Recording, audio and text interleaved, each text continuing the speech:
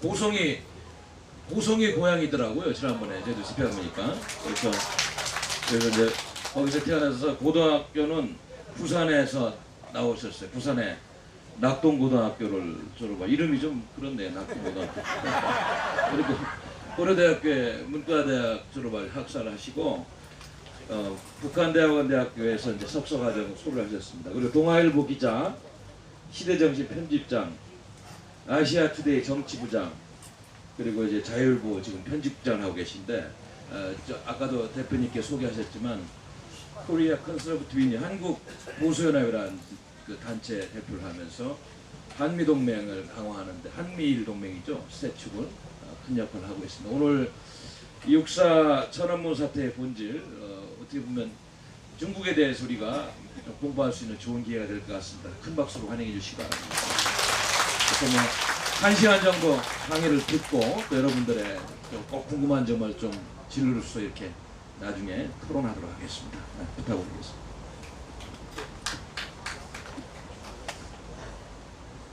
네, 소개받은 최영재입니다. 모두들 식사 잘 하셨죠? 네, 저도 아까 저기 앉아서 먹었는데 아주 맛있습니다. 참 고생이 많으신 것 같고요. 그리고 참 이게 좀 나은 것 같습니다. 네. 먼저 제가 오늘 6.4 천안문 이야기를 드리기에 앞서 우리가 왜 옳은가, 우리가 왜 자신감을 가져야 되는가에 대해서 짧게 앞부분에 좀 도입부로 말씀을 드리겠습니다.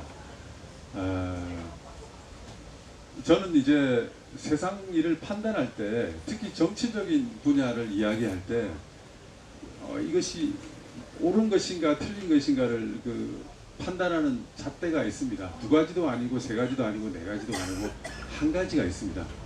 여러분들도 정치학을 공부하지 않았고 그리고 정치를 잘 모르는 분들이 이러저런 세계사에서 나오는 그런 정치 체제를 들을 때 속기가 쉽습니다. 일반 국민들은 특히 이 공산당들이 그런 미사여구를 많이 씁니다. 좌익들이 미사여구를 많이 씁니다. 어떤 민족이라든지 해방이라든지 또 여러 가지 혁명이라든지 그리고 계급 해방이라든지 이런 미사여구들을 많이 동원합니다. 그런데 그런 것을 들을 때 헷갈리기 쉽거든요. 우리 해방 전국에서 우리 대다수의 우리 국민들이 그 공산당에 속았던 것은 바로 그런 미사여구 때문에 속았는데, 지금 제가 그것을 판단할 수 있는 분명한 하나의 기준을 드리겠습니다. 그것은 뭐냐면 바로 인권입니다. 사람을 어떻게 생각하는가의 문제입니다.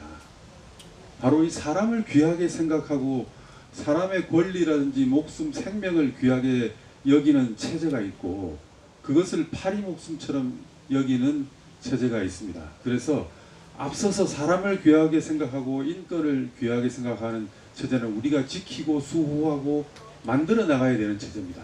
그런데 그것을 사람을 함부로 경시하고 그리고 죽이고 이동을 못하게 하고 말을 못하게 하고 그리고 함부로 감옥에 가두고 고문하고 하는 그런 체제는 우리가 없애야 되는 체제입니다. 그리고 그것을 타도해야 되고 내 일이 아니더라도 주변에서 그런 일이 벌어지고 있다면 그것은 외면해서는 안 되고 우리가 적극적으로 개입해서 그 상황을 바로 잡아야 한다고 봅니다. 여러분, 우리 세계사에서 인류사에서 위대한 성인들이 있지 않습니까? 우선 제가 대자대비 석가모니 말씀을 좀 드리겠습니다.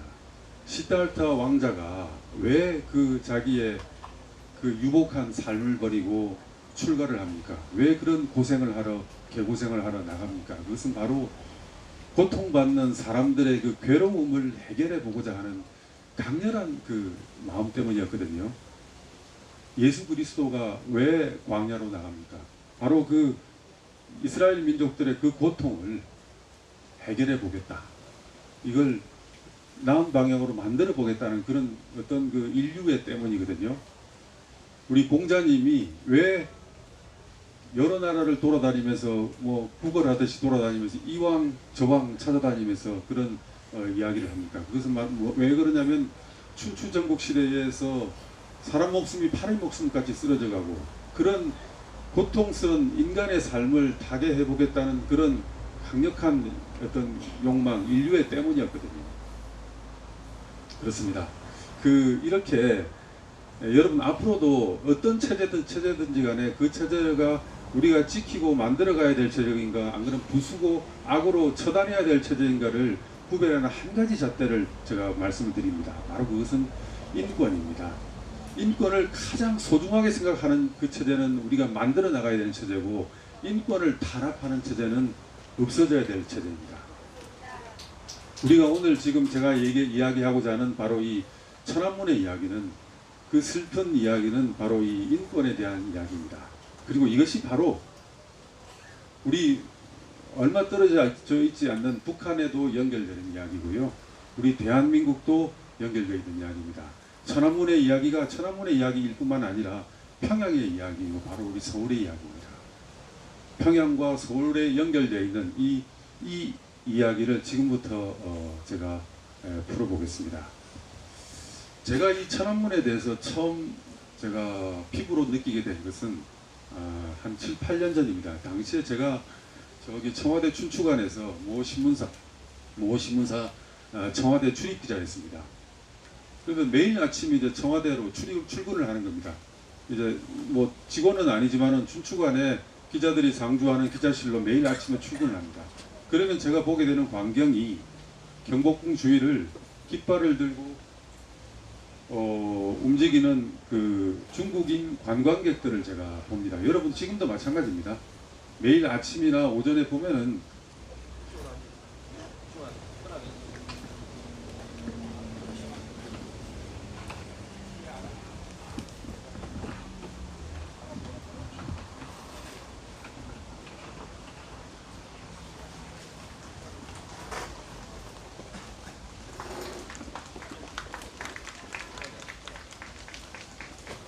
중국인 관광객들이 왔다 갔다 하고 있습니다. 그래서 뭐 아주 활기롭게 자기 나라인 것처럼 시끄럽게 중국인 관광객들 시끄럽지 않습니까? 떠들면서 뭐 활개치고 다니면서, 여기가 우리나라에서 그래도 최고 권력이 있는 그 청와대 앞인데 뭐 자기 나라 자기 집의 안방인 것처럼 뭐 이렇게 뭐 활개치고 떠들고 다닙니다. 그럼 경찰은 아주 보호를 잘 해주죠. 제가 이제 그걸 매일 보고 다니다가 한 번은 이제 북경 출장을 가게 됐어요. 6월 3일에 그날이 또 제가 도착한 날이 6월 3일이었는데 그 다음날 아침에 6월 4일입니다. 4일이 돼서 이제 북경 천안문 광장을 뭐 사진이라도 찍으려고 일도 좀 있었고 해서 천안문 광장을 갔어요. 가니까 광장을 주변을 그 중국 공안이 삼엄하게 경계를 하고 있더군요. 그래서 들어가는데 이렇게 저기 검문 검색까지 하면서 뭐 어쨌든 제가 뭐 특별한 다른 그 공안한테 걸릴 짓을 하지 않았기 때문에 들어갔습니다. 들어갔는데 한 바퀴 정도 이렇게 둘러보고 사진도 찍고 뭐 이러고 있는데 갑자기 저쪽에서 무슨 소동이 좀 일어나는 거예요. 보니까 우리 한국인 관광객 한 10명 정도를 중국 공안이 체포를 하는 겁니다. 무슨 일인가 싶어서 가봤어요. 근데 그분들이 이제 전부 티셔츠를 맞춰 입고 있는데 보니까 하얀 티셔츠를, 그러니까 노인들도 있고 뭐 어린이들도 있고 한 가족인 것 같아요. 대가족이 뭐 이렇게 왔는데 티셔츠를 맞춰 입고 있는데 티셔츠에다가 이제 89라는 그 숫자를 써가지고 입고 있더라고요. 나중에 알고 보니까 그게 뭐냐면요, 그날이 바로 6.4 천안문 6월 4일이었고 당일이었고 6.4 천안문을 어떤 그 기념하는 그런 행사를 막기 위해서 중국 공안이 비상 대기 중인데, 이분들이 89년 6월 4일에 그 일이 일어났지 않습니까? 그런데 이분들은 그 일 때문에 간 게 아니라 그 집안의 제일 어르신이, 그 할아버지가 89세 생신을 맞은 거예요, 한국에서. 그래서 89세 생신을 기념해서 온 가족들이 이제 중국 여행을 간 거예요. 그래서 그 집안 가족들이 전부 이 티셔츠를 맞춰 입고, 그 또 공교롭게 그날이 6월 4일이었어요. 천안문 광장에 간 거예요. 그런데 그 사람들을 체포를 하는 거예요. 우리 한국인 관광객을 제가 그걸 보고 야 저게 무슨 일인가 싶었죠. 그래서 그리고 며칠 뒤에 제가 이제 그 중국 시안에서 세미나가 있었는데 제가 이제 발표 순서가 있었습니다. 그때 중국 사람들 들으라고 제가 이야기를 했습니다.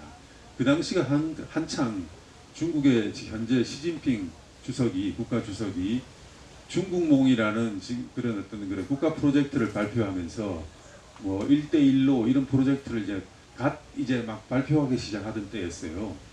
그리고 사실은 그 중국몽의 모델이라고 하는 것이 이전에 그 당나라 한나라 시대에 그 강성했던 중국의 그 영광을 되찾겠다 하는 것을 시진핑이 이제 현대 중국이 고대 당나라의 영광을 되찾겠다 하는 그런 어떤 캐치프레이즈를 내세우고 있는 거거든요. 그래서 제가 중국 사람들 들으라고 그랬습니다. 당신들이 말하는 그 당나라는 소프트 파워와 하드 파워가 다 이제 세계적으로 귀감이 되는 그런 나라였다. 그런데 지금 보니까 나는 대한민국의 청와대 출입기자로서 청와대 앞에서 매일 당신네 나라 그 중국인 관광객들이 왔다 갔다 하는 걸 보고, 그리고 우리 경찰들이 그들을 어떻게 보호해 주는 걸 매일 보고 있고, 우리 한국 사람들이 귀찮을 정도로 그 꼴을 보고 있는데, 며칠 전에 6월 4일 날 북경 천안문에서 그냥 89세 생신 축하하려고 티셔츠 입고 왔다고 89라는 숫자를 그려졌다는 이유로 한국인 관광객들을 체포하는 것을 보고 당신네 나라들 안 되겠다고 생각했다. 이것이 주변 국에게 그렇게 피해를 주고 뿐만 아니라 그렇게 억압을 하는 나라는 그런 소프트 파워를 가지면은 옛날 당나라처럼 강해질 수가 없다. 주변 국가들로부터 끊임없이 당신들은 공격을 당할 것이다. 그리고 당신들의 이런 태도를 좋아하는 나라가 없을 것이다. 고치지 않으면은 시진핑 주석의 중국몽은 성공할 수 없다. 그거는 제가 그때 이야기를 했는데 아마 그 좀 요주인물이 됐을 겁니다. 그 뒤부터 제가 그랬을 것 같은데요. 이제 그런 일이 있었다는 것을 이제 처음 말씀을 드리면서 지금 이제 30년 전에 육사 천안문이 어떻게 시작이 됐는지 그 경위부터 조금 여러분들한테 설명을 드리겠습니다. 77년도에 이제 모택동이 죽고 나서 모택동이 죽고 나서 덩샤오핑이 등소평이 집권을 하는 걸 여러분들 아시죠? 77년 무렵부터 등소평이 집권을 하면서 개혁 개방을 합니다. 개혁 개방을 하고, 그러니까 정치 체제는 그대로 두고 있습니다. 공산당 일당 독재라는 체제는 그대로 두고 경제적으로 개혁 개방을 합니다. 그래서 중국의 해안 지방부터 개발을 하기 시작해서 그것을 점점 확대를 시키고, 그러니까 사람들의 소득이 막 올라가고 중국이 막 비약적으로 성장하면서 잘 살게 되는 그런 상황이 오는데 문제는 이제 그 과정에서 공산당 관료들의 부정부패가 극도로 심해지는 겁니다. 그리고 또 사상 통제가 점점 심해지고, 그리고 사람들의 소득이 올라가면요, 이 지적인 수준이 올라가기 때문에 그런 정신적인 통제라든지 사상 통제라든지 정치적인 통제를 견디지를 못합니다. 그래서 점점 그 민주화에 대한 그 요구가 일어나기 시작합니다. 그런데 여러분 보십시오. 중국만 그런 게 아니고요. 85년도부터 세계사에서 소련이 이제 그 당시에 고르바초프가 들어서면서 개혁 개방을 하지 않습니까? 그때 소련이 그 당시에 개혁 개방을 하기 시작했고, 그런 그 기운이 이제 중국으로도 밀려드는 겁니다. 그래서 중국의 이 젊은 대학생들이 이제 우리 중국도 이대로 있어서는 안 되겠다 싶어서 데모를 하기 시작합니다. 그리고 그러한 학생들을 좀 이렇게 옹호해주는 중국의 정치 지도자가 바로 호요방이었습니다. 호요방이 그런 학생들을 옹호하는 발언을 하고 두둔을 하고, 그리고 우리 중국도 이대로 가서는 안 된다. 우리 소득 수준에 맞는 그런 정치적인 개혁을 해야 된다라는 것을 주장을 하다가 한 87년, 8년 무렵에 제거됩니다. 숙청을 당합니다. 근데 북한에서는 숙청당하면은 어떻게 합니까? 죽여버리지 않습니까? 근데 중국은 그러지는 않거든요. 그래서 그냥 가택연금 수준으로 이렇게 하는데, 그 호요방에 대해서 중국의 대학생들이 말하자면 뭐 옛날에 우리 선생님 하듯이 옛날 우리 뭐 학생들이 선상님 하듯이 그 호요방을 막 따르기 시작한 거예요. 그런데 89년 4월 15일입니다. 89년 여러분 우리나라에서 보면 88년도에 서울 올림픽이 있었죠. 지금 제 말씀을 드리면서 당시의 한국의 상황들을 한번 좀 이렇게 머리에 반출해 보십시오. 30년 전입니다. 여러분들이 30년 전에 우리나라에서 무슨 일이 일어났던가를 한번 생각해 보십시오. 우리나라가 그때 88 올림픽을 주최하려고 그리고 뭐 86 아시안 게임을 주최를 하고 그리고 그것을 막 틀어막으려고 북한이 칼 858기 테러 김현희 테러 사건을 벌이고 그리고 저기 김포공항에서 폭발물 테러를 벌이고 막 그러지 않습니까? 그런데 그때는 어떻게 했습니 간에 이 공산제국 이 주일 그룹의 제일 큰 형인 우두머리인 소련이 페레스트로이카를 하면서 점점 힘을 잃고 있던 시기였어요. 그리고 그런 소련이 이제 그 개혁하고 문을 열고 그런 시기였거든요. 그러니까 또 그 시기를 따라서 동유럽에서는 또 그런 일이 뭐 또 그 기운이 동유럽으로 퍼져나가고 있었죠. 그 기운이 이제 중국으로도 밀려들지 않을 수가 없습니다. 그러니까 특히 이 젊은 대학생들은 그런 시류에 민감하기 때문에 그리고 그런 그 중국 대학생들을 후원하고 그들을 이해해 주는 호요방이라는 정치 지도자가 있었거든요. 물론 등소평이라는 배후의 최고 실력자는 뒤에 숨어 있지만 호요방이 어쨌든 그랬었습니다. 그런데 이 호요방이 학생들을 옹호를 하다가 86년 무렵에 숙청당하고 가택 연금 상태에 있던 호요방이 89년 4월 15일에 심장마비로 사망합니다. 그렇게 돼 놓으니까 학생들이 가만히 있지 않는 거죠. 그래서 그 호요방 사망을 계기로 이틀 뒤부터 4월 17일부터 천안문에 모여들기 시작한 겁니다. 학생들이. 한 1000여 명의 학생들이 모여들기 시작합니다. 마치 그러면서 그때부터 계속 시위를 벌입니다.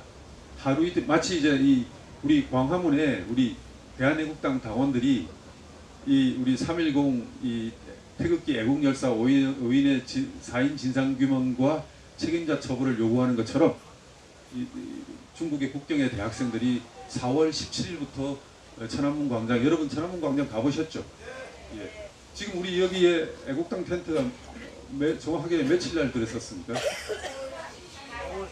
5월 10일 정도죠? 그러니까 한번 생각해 보십시오. 북경 날씨하고 서울 날씨하고 비슷하거든요. 그러니까 4월 17일부터 30년 전에 4월 17일부터 학생들이 천안문에 모여들기 시작한 겁니다. 한 1000여 명 정도가. 그렇게 해서 시위를 벌이는데 당국이 해산을 하려고 그러는데 해산이 안 되죠. 점점 더 많은 학생들이 모여들고 좀 해산을 하라고 해도 안 하고 설득을 하라고 해도 안 하고 그러니까 학생들이 그때부터는 이제 장기 농성을 들어가는 겁니다. 마치 이렇게 텐트를 치기 시작한 거예요.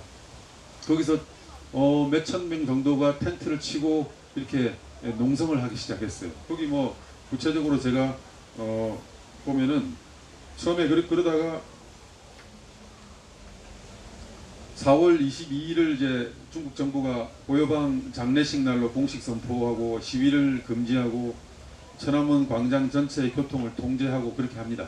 그리고 전부 나가라고 그래도 이 학생들이 경찰이 배치되기 전에 광장에 미리 들어와서 진을 치고 있고 이제 그때부터는 아예 나가지를 않고 이렇게 텐트를 치고 이제 거기서 버티기 시작한 겁니다. 그리고 4월 26일이 되니까 국경 시위 통제를 지시하고 그리고 또 계엄령이 내립니다. 그러니까 4월 26일이 지나고 5월 18일이 되니까 5.18입니다. 5.18. 우리 그 광주 5.18과 같은 날입니다. 89년 5월 18일에 베이징 일부 지역에 완전 그 계엄령이 선포가 됩니다. 계엄령이 선포가 되고 면담을 막 가집니다. 면담을 가지는데 그 무렵에 이제 학생들이 응하지 않으니까 이제 군부를 동원해서 무력 진압을 논의하기 시작합니다. 그때 중국의 그 쉬진첸이라는 당시 중장은 인민해방군은 우리 인민에게 총꼬리를 들이댈 수 없다고 시민과 학생을 유혈 진압하면 역사의 시민과 학생을 유혈 진압해서 역사의 죄인이 되느니 내복을 쳐라 이렇게 그 반대를 하거든요. 그 사람 명령불복죄로 군사재판이 회부가 되고 4년간 감옥에서 복역하게 됩니다. 근데 어쨌든 그런 상황이 되는데 이제 그런 공방전이 계속됩니다. 공방전이 계속되는데 6월 3일 저녁에 군병력이 인민해방군 38집단군과 17집단군이 그 천안문 광장에 집결합니다. 6월 3일 밤 10시입니다. 베이징 동서에서 탱크와 장갑차를 가진 인민해방군들이 들어옵니다. 우리 지금 이 상황을 한번 생각해 보십시오. 여기에 이 상황을 생각해 보십시오. 그러면서 새벽 1시부터 탱크가 들어오는데 어떻게 하냐면은 여러분들이 이렇게 앉아 있는 이런 텐트를 탱크가 그대로 밀어버립니다. 그대로 밀어버리고 거기에는 어린이들도 있었고 노인들도 있었고 물론 주축은 학생들이지만 탱크가 그대로 밀어버립니다. 그러니까 압사하는 거죠. 압사. 그리고 달아나는 사람들은 바로 조준사격으로 무차별 살상을 해버립니다. 다음날 아침까지 그러니까 새벽 1시부터 6월 3일 새벽 1시부터 6월 4일 아침 9시 정도까지 싹 정리를 해버립니다. 싹 정리를 해버리고 피바다가 됐다는 거죠. 광주는 유가 아닙니다. 딱 집결된 지역에서 그런 대학살극이 벌어지는 겁니다. 그래서 그때 지금 죽은 사망자가 일단 최초의 발표가 민간인 사망자 300명, 부상자 7,000명 이렇게 되어 있는데 그 국제 적십자사가 이제 2,000여 명이 사망했다고 이렇게 발표를 하거든요. 그리고 중국 당국도 비공식 집계로는 5,000명이 사망을 했다. 우리나라랑 조금 이게 공이 다르죠. 뭐 광주 우리 공식 뭐 사망자 이런 거와는 지금 뒤에 공이 좀 다르죠. 그 정도로 그것도 이게 뭐 이렇게 산계된 지역에서 그렇게 된 게 아니에요. 여러분 천안문 광장 가보셨죠? 그 지역에서 집중적으로 그런 학살극이 벌어진 겁니다. 그래서 그리고 뭐 군인과 전경이 56명이 사망하고 7,525명이 사망했다고 되어 있습니다. 그러니까 이 상황이 어떤 상황이냐면은 89년 6월 4일 그날 상황이 아니라 말씀드린 대로 89년 4월 17일부터 89년 6월 4일 오전까지 벌어진 상황이거든요. 그러니까 한 달 반 정도의 학생들과 이 중국의 시민들이 거기서 민주화와 개혁을 요구를 하는 시위를 벌였고, 그리고 우리들처럼 여기 우리 있는 우리 애국당 우리들처럼 거기서 숙식을 해결을 하면서 거기서 버텼고, 그리고 그 텐트와 그런 시위대 행렬을 장갑차로 깔아뭉개고, 그리고 자동 소총으로 조준 사격해서 정리하고 해서 싹 정리해버린 이제 그런 사건입니다. 이 6.4 천안문이라는 것이. 그래서 천안문 이후에 중국은 그러면 어떻게 됐느냐? 여러분 알다시피 이제 경제는 어쨌든 그 뒤로도 계속 급속히 발전했지만은 뭐 지금 여전히 그 언론이라고 하는 거는 껍데기죠. 껍데기고, 그리고 사실 이렇습니다. 저는 이 사실을 그 전부터 알고 있었는데 서울에 중국의 언론 기관들이 꽤 나와 있습니다. 신화사도 나와 있고 뭐 인민일보도 나와 있고 이런 여러 언론사들이 나와 있습니다. 그런데 이 언론사들은 특파원들은 여러분 어떻게 보면 되냐면, 특히 신화사는 더합니다. 하루에 기사를 10꼭지, 2꼭지를 쓰면은 중국 정보부에 보고하는 그 정보 보고서는 한 3꼭지, 4꼭지를 씁니다. 그러니까 기자인지 정보 요원인지가 좀 애매한 그런 사람들이 중국의 여기 특파원들입니다. 그게 현실이거든요. 제가 전에도 그런 기사를 쓴 적이 있는데, 그만큼 이 중국에서의 언론과 종교의 자유는 껍데기뿐입니다. 그리고 보십시오. 티벳의 독립 요구를 중국은 예사롭지 않게 짓밟고 있죠. 그리고 또 저기 위구르 자치구에서 지금 정치범 수용소를 100만 명 정도가 들어가는 정치범 수용소를 지금 운영하고 있습니다. 중국에서 말입니다. 그러면 그런 것이 어떻게 해서 가능한가?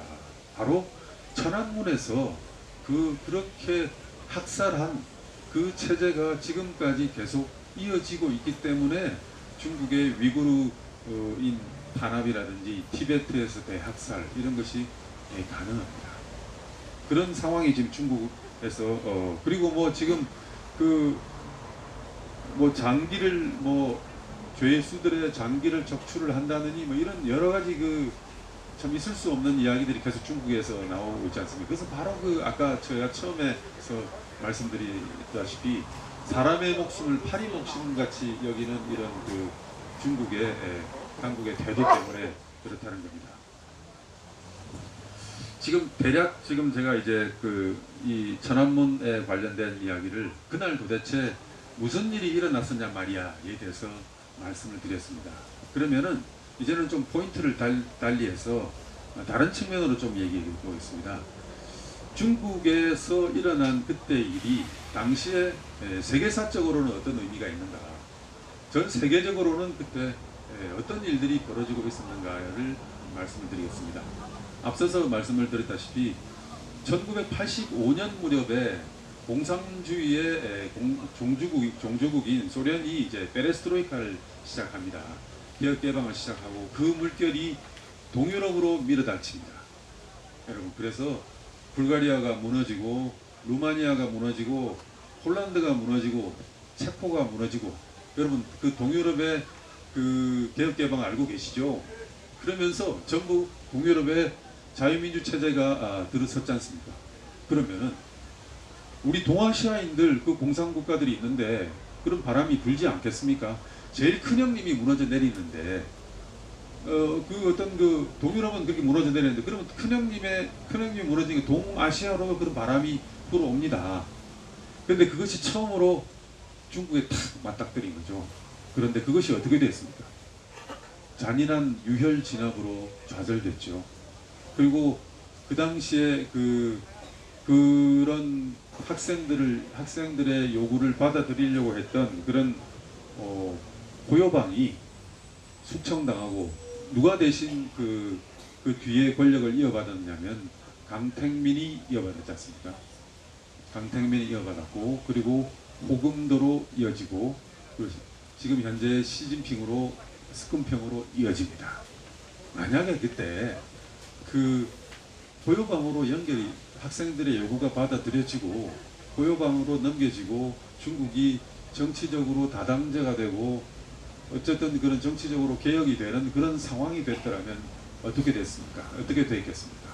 바로 우리 동유럽에도 우리 동아시아도 동유럽처럼 자유민주의 바람이 불어닥치는 겁니다. 그러면 어떻게 됐겠습니까? 북한은 견딜 수 없습니다. 그 무렵에 북한이 김일성 체제가 가장 큰 위기였거든요. 80년대 후반, 90년대 초반에 북한이 견딜 수가 없거든요. 그런데 북한이 어떻게 그 상황을 돌파하고 견뎌낼 수 있었는가? 그것은 바로 중국에서의 그 반동 때문입니다. 세계사적인 조류는 이미 자유민주주의, 공산주의가 무너지고 자유민주주의로 가고 있는데, 그것이 소련이 무너지고 유럽으로 다 진행이 됐는데 그것이 동아시아로 오면서 좌절이 된 겁니다. 그 좌절시킨 결정적인 사건이 바로 6.4 천안문입니다. 그리고 이것은 또 뭐냐면 당시에 우리나라 남한의 대한민국의 운동권에게도 연결이 되는 겁니다. 제가 여러분 솔직하게 말씀을 드리면, 제가 서울에서 올림픽이 열릴 때 대학교에 들어왔습니다. 88학번입니다. 저도 우리 88학번 치고 운동권 아니었던 사람들이 없습니다. 저도 운동권이었거든요. 저도 운동권이었고, 그리고 물론 저는 이제 일말에 제가 여러분들한테 좀 이렇게 말씀을 드릴 수 있는 것은, 저는 평양의 김일성을 추종하는 전대협 운동권은 아니었습니다. 저는 저 나름대로 그 마르크스 레닌주의, 정통 마르크스 레닌주의를 운동을 해야 되겠다. 폭력혁명으로 민중민주 정권을 세워야 되겠다. 이런 어떤 투쟁을 했었지만 평양의 노선을 추종하는 그런 노선은 아니었습니다. 저도 새빨간 그런 학생이었습니다. 그런데 그런 고무렵의 운동권들이 내부적으로 엄청나게 흔들렸습니다. 그러면 지금 우리 전대협 이 정권의 지금 핵심 세력인 전대협 주사파들은 어떻게 살아남았느냐? 북한이 살아남아 있으니까, 평양이 살아남아 있으니까 이 사람들은 그 평양을 버팀목을 삼아서 살아남았습니다. 그런데 저 같은 PD 계열 학생들은 그러면 어떻게 살아남았느냐? 처음에는 어떻게 했냐면요. 페레스트로이카를 하면서 소련이 무너지니까 그 소련의 노선을 좀 따라가 보겠다고 페레스트로이카를 공부하기 시작했어요. PD 학생들은. 글라스노스트 노선, 페레스트로이카를 공부하기 시작하다가 안 되니까 나중에는 유고슬라비아의 티토의 무슨 모델을 막 공부하기 시작하다가 이도저도 아니니까 그 대부분 좀 이렇게 전향을 많이 해버렸어요. 그 그룹에 속했던 분들이 말하자면 위에 선배를 따라 올라가면 김문수 선배님 이런 분들이 이 PD 그룹에 있던 분들입니다. 그리고 임종석이라든지 전대협 주사파들은 계속 북한을 붙들고 있는 거죠. 바로 육사 천안문 중국이 이 북한의 김일성 정권과 우리나라의 주사파 이 세력들을 쓰러지지 않고 버티게 한 계기가 된 그런 사건입니다. 그래서 이것이 아주 우리나라의 이 현대사, 특히 운동권의 역사와 밀접하게 연관이 되어 있다는 말씀을 드립니다. 그리고 이것 때문에 지금 현재 2,500만 북한 주민들이 이런 고통을 당하고 있는 것도 바로 육사 천안문에서 연유되어 있다라고 봐야 되는 겁니다. 그러면 이런 육사 천안문 때문에 가장 그렇다면 고통을 받은 사람들이 누구인가? 가장 먼저는 역시 중국의 14억 국민들입니다. 지금 강택민, 고금도, 스쿰평까지 이어지며 아마 이 중국의 14억 이 국민들은 14억이 아마 AI 요즘 아시죠? 4차 산업혁명, 5차 산업혁명에서 나오는 AI 아시죠? 이 AI 감시 시스템의 지금 노예로 지금 살 것 같은 형편입니다. 중국이 이메일 다 이렇게 체크하죠. 전 국민을 감시를 하죠. 여러분 최근에 논란이 되고 있는 화웨이가 바로 이런 전 국민의 감시 시스템과 밀접히 연관되어 있습니다. 그리고 이것이 세계로 확산이 되면은 전 세계의 모든 이메일을 체킹하고 감시하게 되는 그런 시스템과 연결이 되는 겁니다. 그래서 이런 화웨이의 문제가 중요하게 되는 겁니다. 그런 전체주의 정권 때문에 14억 이 중국 국민들이 가장 고통을 받고 있는 겁니다. 두 번째는 뭐냐면 바로 북한에 살고 있는 2,500만 우리 국민들입니다. 바로 그 국민들을 극악하게 탄압하고 세계 최고의 정치범 수용소를 운영하고 그 사람을 탄압하는 것은 뭐냐면 바로 중국이라는 천안문 학살을 저지른 중국이라는 뒷배가 있기 때문에 가능한 겁니다. 여러분 지금도 보십시오. 김정은이 뭐 하다가 트럼프하고 뭐 회담하다가 친하지도 않으면서도 그래도 달려가는 존재가 시진핑한테 달려가지 않습니까? 시진핑은 그래도 김정은을 다독여 줍니다. 왜 그러냐면 그건 사람 목숨을 파리 목숨 같이 여기는 그런 시스템에서 서로 형제이고 친구이기 때문입니다. 셋째 피해자가 물론 거기에 또 몰려있는 우리 이 대한민국이 또 얼마나 피해가 있습니다. 그리고 또 셋째 피해자가 76억 인류입니다. 여러분 중국이라는 존재가 국경의 저 공산당 아귀들이 어떻게 하고 있냐면 베네수엘라, 중동, 평양도 물론 포함됩니다. 아프리카, 지구촌 곳곳까지 이 공산 망령 씨앗들을 뿌리고 있습니다. 그것이 지금 1대1로가 바로 그건 겁니다. 이 중국의 영향력이 중국이 그냥 들어가는 게 아니라 자기들의 그 전체주의 시스템, 사람 목숨을 파리 목숨처럼 여기고 사람을 감시하고 통제하고 하는 그런 시스템을 지구촌 전체로 수출을 하고 있는 겁니다. 거기에 화웨이가 걸려 있는 겁니다. 여러분. 그리고 1대1로라고 뭐 고속도로를 만들어주고 항만을 만들어주고 하는 것이 전부 그런 후진적인 시스템, 사람 목숨을 파리 목숨처럼 여기고 죽이는 그런 시스템을 세계적으로 수출하는 겁니다. 우리가 이런 일을 그냥 두고 봐서는 안 되겠죠. 그리고 이것은 바로 우리 자유 대한민국의 위기로도 연결이 됩니다. 여러분 천안문의 학살이 없었더라면 조자양이 뒤를 잇고 강택민 호금도로 이어지지 않았더라면 평양 정권이 아무리 몸부림쳐도 한반도는 자유민주주의로 통일되어 있었을 가능성이 큽니다. 지금 전대협의 주사파 정권이 저렇게 북경과 선을 대지 못해 안절부절하는 것은 왜 그러냐면은 이 사상이 같기 때문입니다. 그것은 부인하지 못하는 사실입니다. 이 전대협 주사파 정권이 북경과 이렇게 걸핏하면 북경을 끊지 못하고 이렇게 하는 것은 사상이 같기 때문에 그렇습니다.